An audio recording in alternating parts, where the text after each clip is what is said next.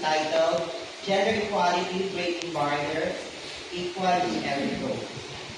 On the first picture of diorama, black and white lang siya. So, i-symbolize sa traditional natin mga television, makalulong tradisyon. Tradisyon kung saan ang lalaki lamang ang nagtatrabaho at ang babae lamang ang nasa tahanan.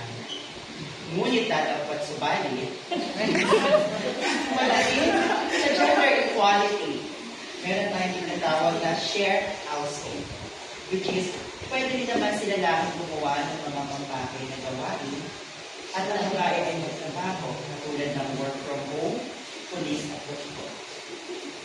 Sunod na slide sa ating carousel ay tinatawag naman natin equal access to the education. Noong araw, ang malalaman natin, ang edukasyon ay accessible lamang sa mga malalakihan, ang pagboto ay para lamang sa kalalakihan. Ngunit sa panahon natin, ngayon ang nabibigyan ng bawat isa, kahit anuman ang kasarian, kahit anuman ang kalalagayan sa lipunan, pinang oportunidad para makakuha ng magandang edukasyon. At ang panghuli, ang tinatawag sila natin equal opportunity in employment.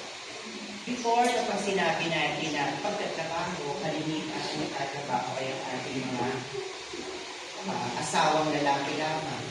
Asawang lalaki?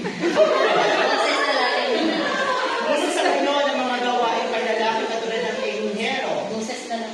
Engineero, katulad ng mga architect, katulad ng police, katulad ng doktor, ay maaari na rin gawin ng mga kababaihan.